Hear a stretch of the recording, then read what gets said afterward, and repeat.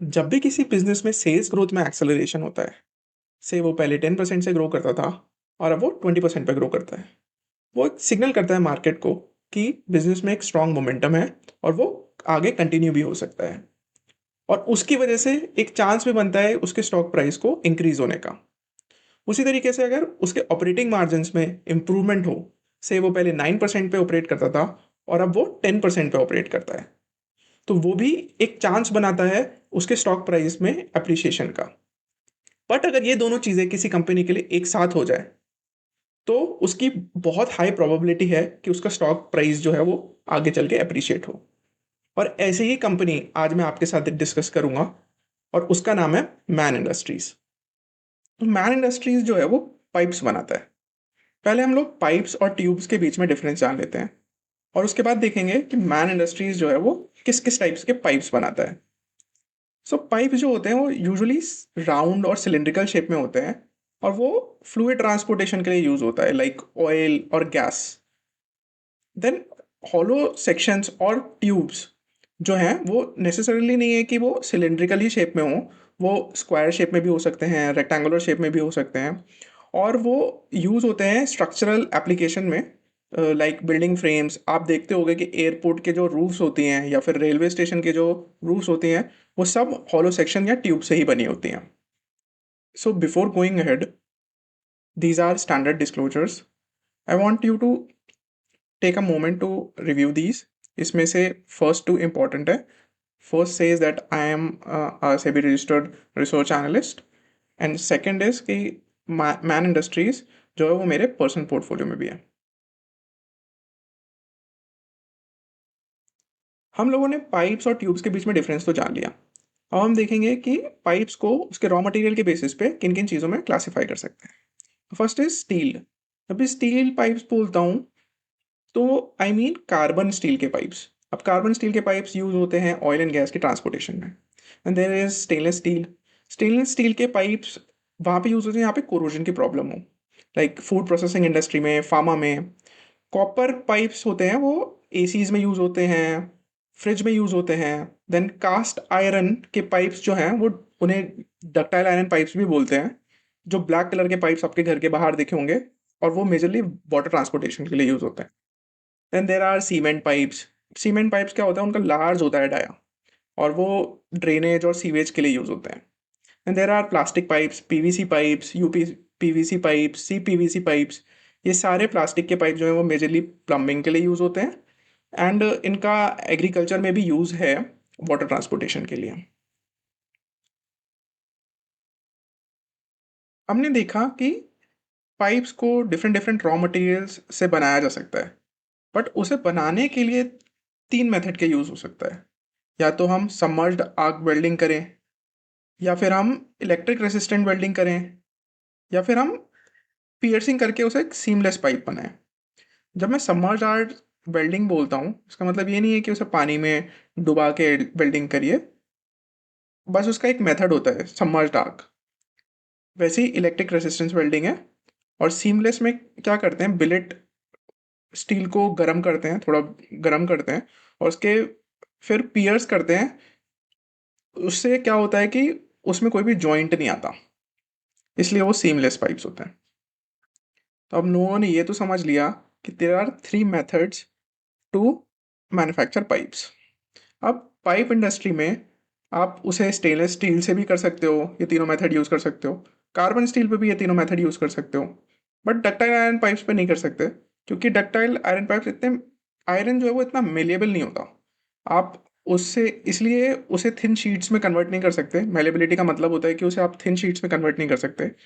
और इसकी वजह से जो भी उसके पाइप्स, अगर आप इन प्रोसेस से बनाने चाहो तो वो जल्दी टूट जाता है। तो इसलिए डक्टाइल आयरन को कास्टिंग प्रोसेस से बनाया जाता है। कास्टिंग प्रोसेस होता है कि आप आयरन को बिल्कुल गर्म कर लो, मोल्टन फॉर्म में ले आओ, और फिर उसे एक फ्रेम में पोर कर दो, और वो फिर वो उस फ्रेम में आप पोर करोगे तो वो उस फ्रेम का फॉर्म ले लेगा। तो इंडिया में जो है, there are 5-6 big carbon steel के मैन्युफैक्चरर्स, लाइक टाटा स्टील हो गया, जेएसडब्ल्यू हो गया, जिंदल स्टील हो गया, सेल हो गया, आरसेल मित्तल हो गया। बट इंडिया में स्टेनलेस स्टील का एक मेजर मैन्युफैक्चरर जो है वो जिंदल स्टेनलेस स्टील ही है। और अ, जो डक्टाइल आयरन के पाइप्स हैं उसमें जो मैन्युफैक्चरर्स हैं वो जय Balaji group, electro steel casting, ये सब है। अब हमने देखा कि 3 मेथड होते हैं पाइप्स को बनाने के। तो कार्बन स्टील के जो H100 और L100 पाइप्स होते हैं, जो 100 पाइप्स होते हैं उनके भी 2 क्लासिफिकेशन हो सकते हैं। अगर आप स्टील कॉइल को, जो स्टील की एचआर स्टील की कॉइल होती है, उसे फोल्ड करो और फिर उसके एजेस को मिला के उसे वेल्ड कर दोगे, तो आपको longitudinal submerged arc welding pipes मिल जाएंगे। और अगर उसे हेलिकल शेप में करके फिर वेल्ड करोगे, तो फिर वो helical submerged arc welding pipes हो जाएंगे। और यही एचसो और एलसो पाइप्स बनाता है मान इंडस्ट्रीज।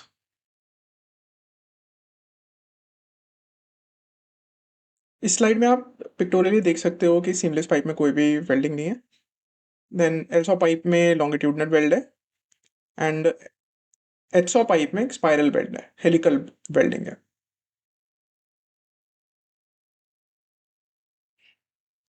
अब एचसो पाइप्स और एल्सो पाइप्स की कुछ प्रॉपर्टीज देखते हैं।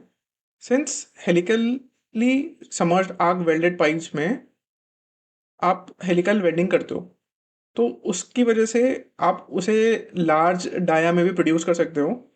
बट उसमें बहुत ज़्यादा वेल्डिंग है, इसलिए वो ज़्यादा प्रेशर कैपेसिटी नहीं झेल पाता। एंड ये थोड़ा चीपर टू मेक है बिकॉज इसका प्लांट कॉस्ट जो है वो थोड़ा 150 टू 200 करोड़ के अराउंड रहता है।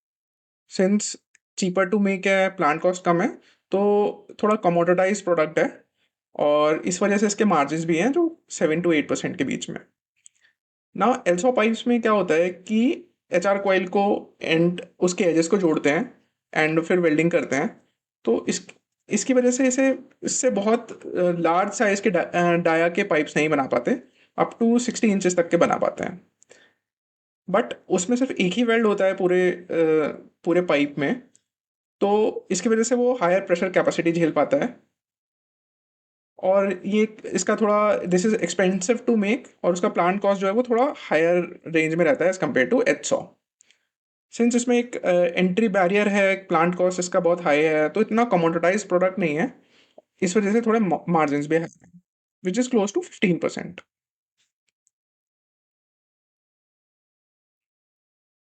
एचसो पाइप की मैन्युफैक्चर करना इज रिलेटिवली चीपर टू एल्सो पाइप्स। तो जो भी प्लेयर जो हैं वो एल्सो पाइप्स बनाते हैं, वो सब एचसो पाइप्स तो बनाते ही हैं। तो एल्सो पाइप में जो मेजर मेजर मैन्युफैक्चरर है वो वेल्सपन कॉर्प है, देन मैन इंडस्ट्रीज है, जिंदल सॉ है, रत्नामणि मेटल्स है। तो ये सिंस थोड़ा डिफिकल्ट टू मैन्युफैक्चर है एल्सो पाइप्स, तो ये एचसो पाइप्स बनाते हैं, में भी बनाते हैं। Then there are ARW pipes के मैन्युफैक्चरर्स, जिसमें APL अपोलो का नाम आपने सुना होगा जो कि मार्केट लीडर है। देन सूर्या रोशनी भी इसमें एक बड़ा प्लेयर है। सीमलेस पाइप में महाराष्ट्र सीमलेस जो है वो सबसे बड़ा प्लेयर है, एंड ISMT प्लेयर भी बड़ा है, but it is now been acquired by Kirloskar Ferrous. So ये सब आप पॉज करके देख सकते हो कि कौन सा मैन्युफैक्चरर है, कौन से पाइप्स बनाता है। नाउ फोकस करते हैं मान इंडस्ट्रीज पे। मान इंडस्ट्रीज एल्सो पाइप्स भी बनाता है, एचसो पाइप्स भी बनाता है, then API grade ARW pipes भी बनाता है। API मतलब अमेरिकन पेट्रोलियम इंस्टीट्यूट के कुछ डिफाइंड गाइडलाइंस से जो पाइप्स बनते हैं, वो API का ARW पाइप्स होते हैं। Then non API ARW pipes होते हैं जो हॉलो सेक्शंस वगैरह, जो स्ट्रक्चरल बिल्डिंग स्ट्रक्चर्स में काम आते हैं, एयरपोर्ट के रूफ्स, रेलवे स्टेशन के रूफ्स, इन सब में जो हॉलो सेक्शंस लगते हैं वो आते हैं।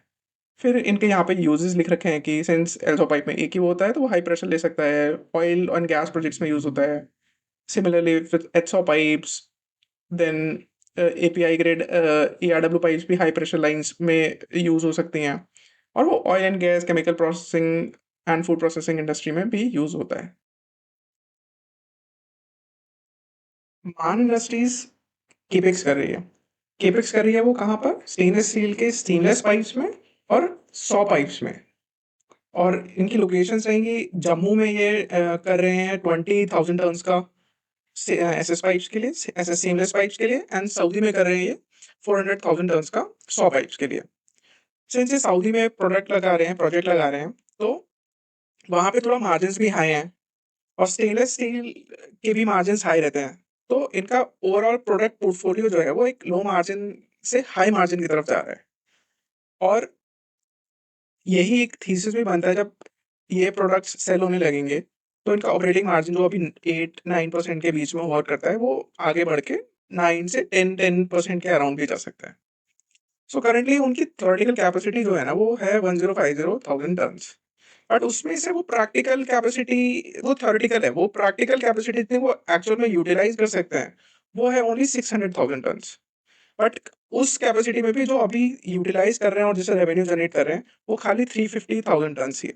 इस 350,000 टन से वो अराउंड 3,500 करोड़ का रेवेन्यू जनरेट कर रहे हैं। और वो बता रहे हैं कि 600,000 टन से वो अराउंड अबाउट 5,000 करोड़ का रेवेन्यू जनरेट कर सकते हैं।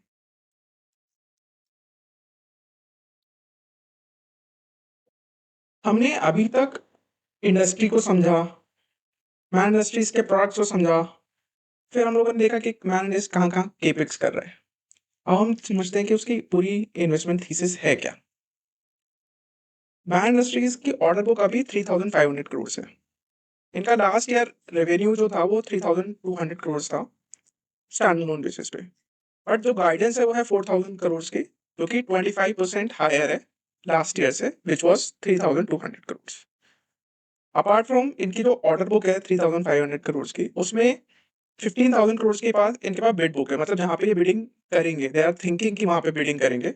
और ये सब 80 to 90% जो भी है इनके सब इंटरनेशनल ऑर्डर से होते हैं। इनका रेवेन्यू भी 18 to 90% जो है वो इंटरनेशनली आता है, एक्सपोर्ट से आता है। ऑल्सो मैनेजमेंट जो है वो एक्सपेक्ट कर रही है मार्जिन इंप्रूवमेंट का, बिकॉज ये अभी थोड़ा वाटर वाले बिजनेस से हट रहे हैं और इनका प्रोडक्ट मिक्स जो है वो एक्सपोर्ट की तरफ ज़्यादा फोकस कर रहा है और वैल्यू एडेड प्रोडक्ट्स की ज़्यादातर, वैल्यू एडेड प्रोडक्ट्स बोलता हूँ तो एल्सो पाइप्स और स्टेनलेस स्टील पाइप्स की तरफ ज़्यादा फोकस कर रहा है। देन इनकी जो एग्जिस्ट जो इन्होंने ERW की भी और फैसिलिटीज लगाई हैं, उसे भी वो रैंप अप करने की कोशिश कर रहे हैं। और उससे भी जो रेवेन्यू जनरेट होगा वो भी हायर इन मार्जिन्स होगा एज कम्पेयर टू एक्सो पाइप्स। ऑल्सो जो इनकी नई फैसिलिटीज आएंगी जम्मू में और सऊदी में, उन्हें वो 2 साल में रैंप अप कर लेंगे और उससे फिर फुल ईयर का जो पोटेंशियल होगा वो 8,000 करोड़ का ही कर पाएंगे, जो कि करंटली अभी कंसोलिडेटेड लेवल पे ये 4,000 करते हैं और नेक्स्ट 2 साल में 8,000 करेंगे, तो नेक्स्ट 2 ईयर्स में 2x, तो which is close to about 35-36% returns और CAGR। देन इनका ये भी है कि ये जो कॉन्ट्रैक्ट्स करते हैं ना, वो कॉन्ट्रैक्ट्स के जो स्टील प्राइसेस हैं वो फिक्स कर लेते हैं स्टार्ट में, और जो जिन प्राइसेस से ये अपने पाइप्स बेचेंगे वो भी फिक्स कर लेते हैं। तो फिर इनका जो पूरा कॉन्ट्रैक्ट होता है वो स्टील प्राइस की वॉलेटिलिटी पे ज़्यादा डिपेंड नहीं करता है। बट हाँ, अगर स्टील प्राइसेस अगर ज़्यादा होंगे तो वो ज़्यादा परसेंटेज पे उसके अपने पाइप सेल कर पाएंगे और ज़्यादा रेवेन्यू जनरेट कर पाएंगे उससे। क्योंकि अभी जो इनके कॉन्ट्रैक्ट्स होते हैं वो से कि 10% ऑफ करंट स्टील प्राइस इनका मार्जिन होगा। तो अगर स्टील प्राइसेस ही बढ़ जाएंगे तो इनका मार्जिन भी एक्सपेंड हो जाएगा इन टर्म्स ऑफ INR। फिर एक और चीज़ है, इनके पास एक सब्सिडियरी है मरीनो शेल्टर्स। उन उनसे इन्होंने जो है 6 एकड़ ऑफ लैंड जो है वो ट्रांसफर और बेची है पैराडाइज ग्रीन स्पेस LLP करके कंपनी को। और उससे इन्हें जो रेवेन्यू आएगा वो अराउंड 100 करोड़ पर ईयर के अराउंड आएगा। और ये 100 करोड़ जो रेवेन्यू वहां से जनरेट करेंगे वो डायरेक्टली इनके एबिटा में ऐड हो जाएगा। क्योंकि जैसे क्योंकि ये एक रेवेन्यू शेयरिंग मॉडल पे है। अगर वो वहां पे कुछ ये company green space paradise green space LP वहां पे कुछ सेल करेगी, तो उसका प्रॉफिट्स का डायरेक्टली 30% जो है वो इनके पास आएगा और वो ये डायरेक्टली इनके रेवेन्यू में ऐड होकर डायरेक्टली फ्लो हो जाएगा EBITDA में। तो 100 करोड़ का ईयर ऑन ईयर इंक्रीज जो है वो इन्हें इनके EBITDA में यहाँ से मिलेगा।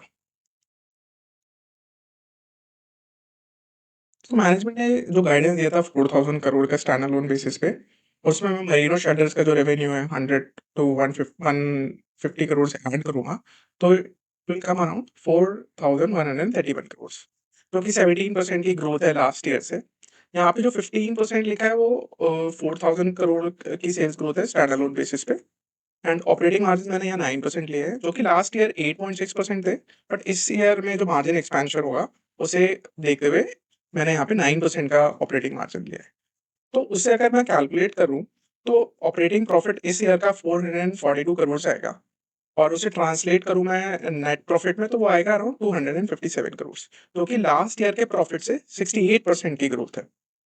और अगर इस टाइम पे उसको जो प्राइस टू अर्निंग है वो अराउंड 16 पे मैंने इसे दिया है, एंड उसकी वजह उससे मेरे को जो स्टॉक प्राइस निकल के आया वो निकल के आया है 635 रुपीज। सो वही मेरा टारगेट प्राइस भी है 635 रुपीज। पैड केस में मैंने जो सेल्स ग्रोथ है वो 10% ली है, एंड उससे फिर जो मेरे को प्रॉफिट्स निकल के आए वो अराउंड अबाउट 211 करोड़ निकल के आए, जो कि 38% है ग्रोथ लास्ट ईयर से। सिंस ग्रोथ कम आई है गाइडेंस से, तो मैंने उसका पी रेशियो जो है वो 11 के अराउंड लिया है, और उससे जो ट्रांसलेट होकर स्टॉक प्राइस निकल के आता है वो आता है 359।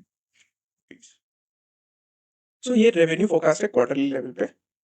मैंने जो रेवेन्यू मिलेगा मोरेनो शेल्टर से 100 करोड़ रुपीज, उसे 4 क्वार्टर्स में डिवाइड कर दिया है 25 25 25 25, और उसे ऐड कर दिया इनके रेवेन्यू में, जो कि डायरेक्टली ट्रांसलेट हो रहा है एबिटा में।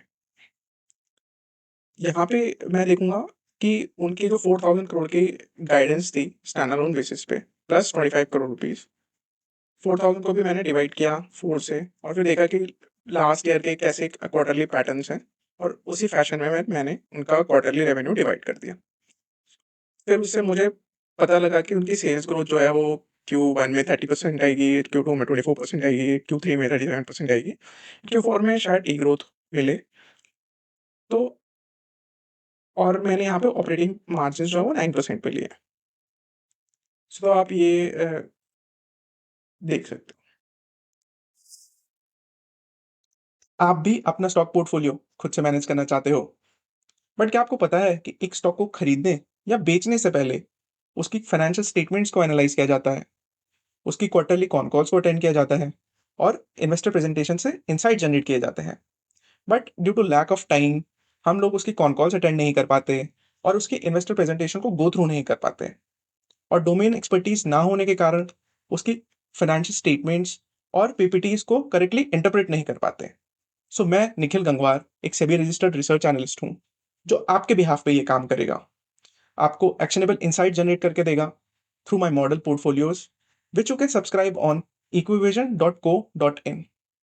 आफ्टर सब्सक्रिप्शन मैं आपको अपने व्हाट्सएप चैनल्स में ऐड कर लूंगा, जहां पर आप मुझसे 1 to 1 इंटरैक्ट कर सकते हो, अपने डाउट पूछ सकते हो, और अपनी स्टॉक मार्केट की जर्नी में बने रह सकते हो। सभी रजिस्ट्रेशन और एनआईएसएम सर्टिफिकेशन किसी भी तरह की परफॉर्मेंस गारंटी नहीं देते, और ना ही इन्वेस्टर्स को रिटर्न का एश्योरेंस देते हैं। सिक्योरिटीज मार्केट में इन्वेस्ट करना रिस्की हो सकता है, समझदारी से फैसला लें। इन्वेस्ट करने से पहले सभी रिलेटेड डॉक्यूमेंट्स ध्यान से पढ़ें। पास्ट परफॉर्मेंस से फ्यूचर रिटर्न्स की कोई गारंटी नहीं होती। अब एंटीथेसिस और रिस्क डिस्कस कर लेते हैं। एंटीथेसिस बोलते हैं कि अगर ये चीज़ों में से कोई भी चीज़ हुई तो शायद ये इन्वेस्टमेंट थीसिस इतनी मटेरियलाइज ना हो। ऑर्डर बुक डिक्लाइन हो सकती है इस कंपनी की, क्योंकि मेजरली इनके जो ऑर्डर्स आते हैं वो फॉरेन कंट्री से आते हैं, ऑयल प्रोड्यूसिंग कंट्री से आते हैं, लाइक सऊदी, ओमान, इन सब से आते हैं।